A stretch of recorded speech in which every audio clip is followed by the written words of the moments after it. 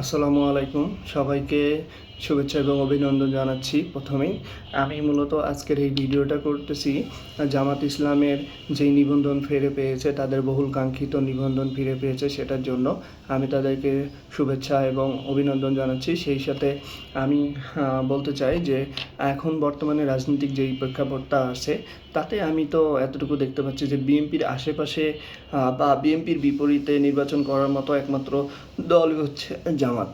তো আমি তাদেরকে অভিনন্দন জানাই এবং আমরা একটা সুষ্ঠু নির্বাচনের মাধ্যমে যে কোনো দলই একটা সরকার গঠন করুক এবং এটাই চাই। আর যেই দলই সরকার গঠন করুক না কেন, দুই দল বা হচ্ছে আরও বাংলাদেশের যতগুলো দল আছে সবাই মিলেমিশে একত্রে যেন আমরা আমাদের বাংলাদেশের উন্নতি হয় সেভাবে কাঁধে কাঁধ মিলিয়ে হাতে হাত মিলিয়ে আমরা রাজনীতি করব এবং হচ্ছে দেশের উন্নয়নের কথা চিন্তা করব, দেশের জনগণের কথা চিন্তা করব, কি করে হচ্ছে আমাদের জনগণের উন্নতি হয় সেই চিন্তাটা করব। ইতিমধ্যে আমাদের প্রিয় নেতা তারেক রহমান উনিও বলেছেন যে হচ্ছে আপনারা জনগণের জন্য নির্বাচন করুন, জনগণের কাছে যান, তাদের চাওয়া পাওয়াটা জানুন এবং তারা কি চায় সেইভাবেই আগান। আমাদের দলের পক্ষ থেকেও এরকমই প্রস্তুতি চলতেছে।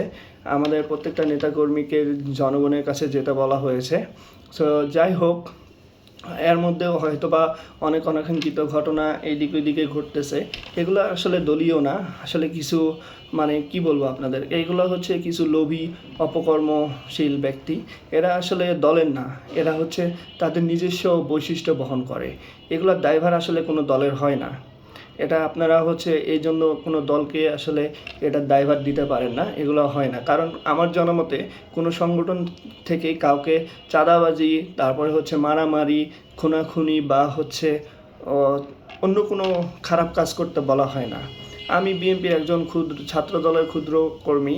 আমি যার আন্ডারে হচ্ছে রাজনীতি করি, উনি আমাকে স্পষ্টভাবে বলে দিয়েছেন যে আমার আন্ডারে যারা আছো তারা যেন কখনোই কোনো চাঁদাবাজি, সন্ত্রাসী বা অন্য কোনো খারাপ কাজের সাথে জড়িত না থাকো, তাহলে আমি তোমাদেরকে আর আমার সাথে রাখতে পারবো না। সুতরাং আমি এটাই বলবো যে আপনারা হচ্ছে বিগত সালে যখন রাজপথে আমরা দেখেছি যে নির্বাচনের যে একটা আমেজ হইতো, সেই আমেজটা তো গত 17 বছরে পাইনি। আশা করি এইবার আমরা সেই আমেজটা পাবো এবং নির্বাচনের মধ্যে যে আমেজটা পাবো, একটা উৎসব মুখর একটা নির্বাচন হবে, প্রতিযোগিতা হবে, তারপরে হচ্ছে মিছিল, মিটিং, সমাবেশ, গণতান্ত্রিক দেশ হিসেবে যা হওয়ার সেটা হবে এবং সব কিছু মিলিয়ে নির্বাচনের একটা সুন্দর পরিবেশ তৈরি হোক এবং আমরা সবাই নির্বাচনের জন্য প্রস্তুতি নিই এবং একটা জনগণের রায় দ্বারা পরিচালিত একটি সরকার গঠন করি এবং সেটা যেন হয় জনগণের জন্য, রাষ্ট্রের জন্য এবং দেশের জন্য। পরিশেষে আমরা যদি বলি, আমাদের মরহুম রাষ্ট্রপতি জিয়াউর রহমান বীর উত্তম, ওনার একটি কথা আছে, ব্যক্তির চেয়ে দল বড়, দলের চেয়ে দেশ বড়। সো আমরা এই নীতি নিয়েই হচ্ছে সামনে আগাবো আমরা বিএনপির ভাইয়েরা।